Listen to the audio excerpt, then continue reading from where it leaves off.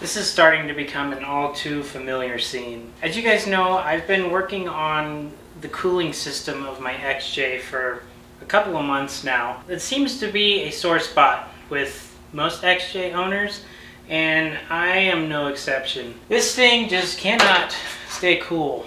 Granted, here in Utah, it's probably about 95 every day right now in the beginning of July.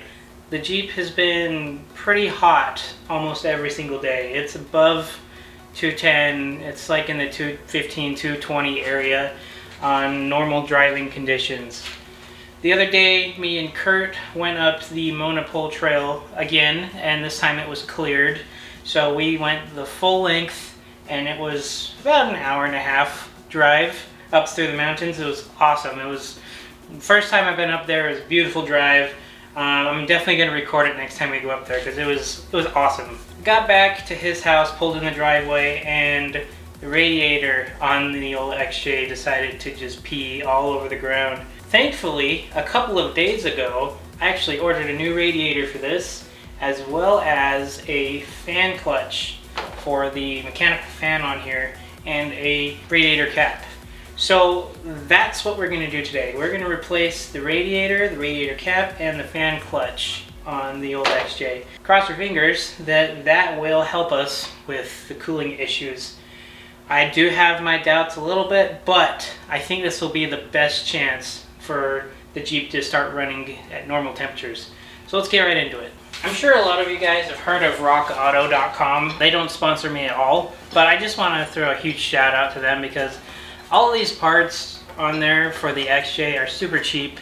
I think both the radiator, the fan clutch, and the radiator cap, the total was about $100, which is really good, especially for just a stock radiator. I was expecting to pay more than $100 just for the radiator. I've been buying parts from them for a while, and they're good quality parts, and they have a huge selection. This sounds like a sponsor reel, but it's not. I just really like Rock Auto. So here is our van clutch, and then here is our radiator cap, and then there's that big box down there that is the radiator. So I think we'll just start tearing into this.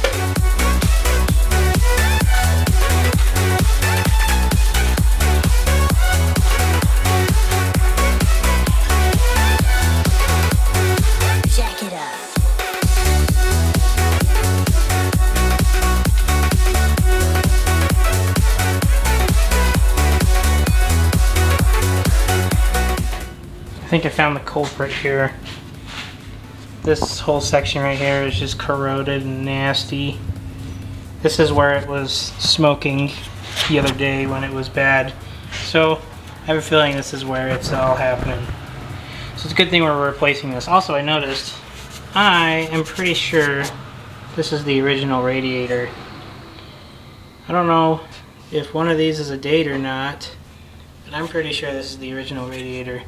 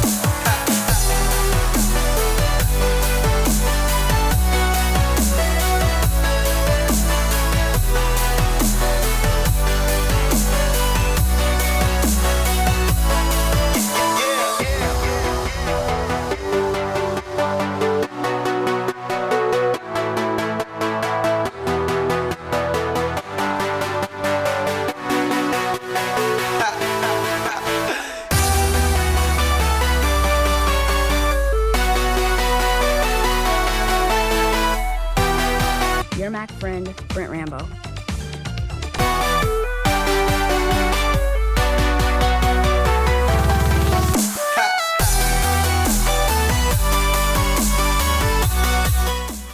Okay, so for the 5 people that are watching this video, if you do happen to buy this radiator from Rock Auto, there's this little guy here. I believe it's for the automatic transmission.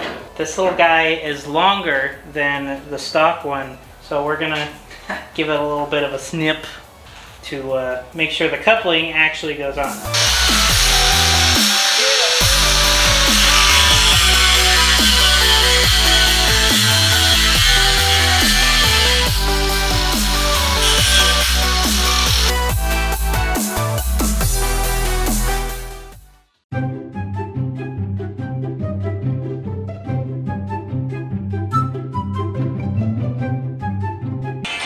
Unpunch yourself!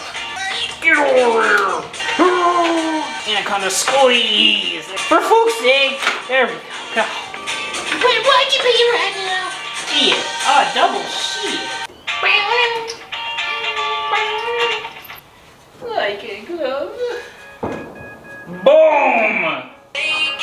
Gib! Me! Mac! Oh, damn. No, I forgot I've been recording this whole time.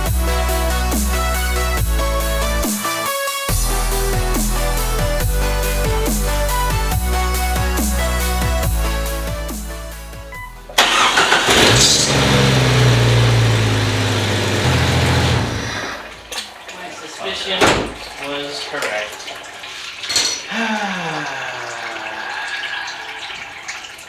And that coupling, it's not a tight enough seal. Well, the plot thickens. There are 2 lines on the radiator that are transmission oil cooler lines. And the one that we made the adjustment to, the line doesn't fit on there. So when I just started the Jeep up, I knew it was too loose, but I just wanted to see what it would do. And I started the Jeep up and it just started leaking everywhere. So that's not gonna work. I pulled it off and I accidentally broke the little coupling that goes on there. So I was gonna just replace that with a rubber line, but I can't do that because it goes back to a metal fitting and then that goes back to the transmission. And then I looked under there and both the return and the supply line are leaking. So looks like this just got a little more complicated than I wanted it to do. So I'm going to end up ordering both of those lines to the transmission, from the transmission to the radiator, and then I'll probably just end up replacing the fluid in the transmission because it looks pretty gross and I can't imagine it's been changed.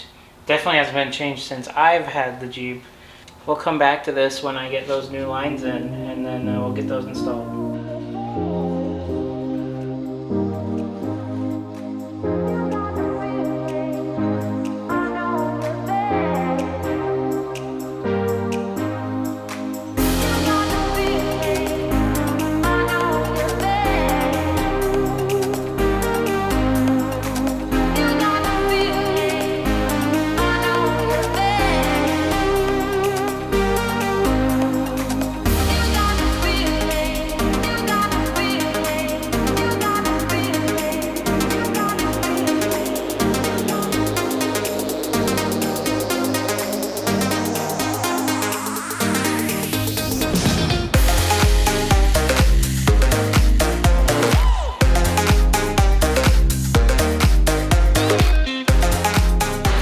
Got both of the lines on, radiator on. Let's see if the line's gonna leak again. I really hope it doesn't, because if it does, then that means we'll probably have to get a different radiator, because that's kind of my last idea, honestly. So, fingers crossed.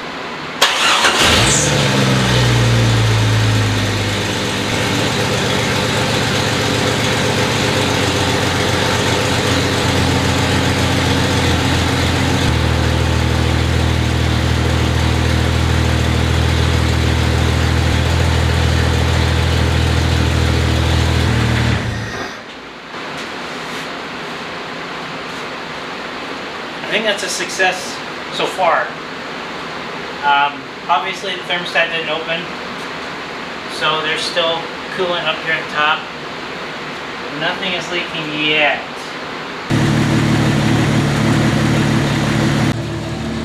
So I just drove it around a little bit, just around the block here in my neighborhood, and I stopped by the gas station to fill up the tires. It seems like it's running pretty good.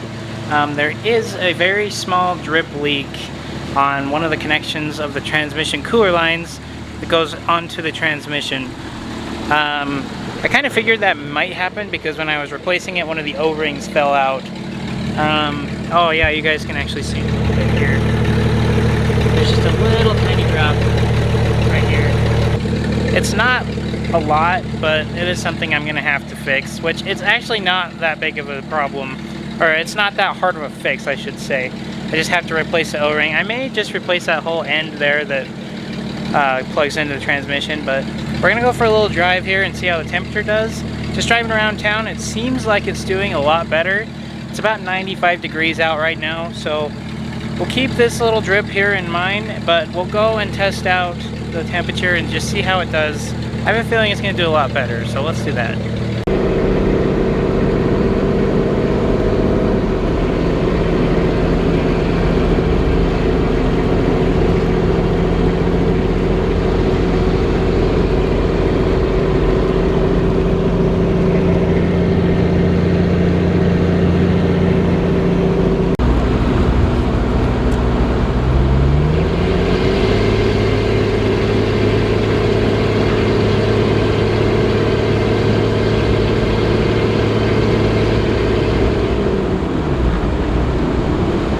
Okay, I think that's where we're going to end it on this video.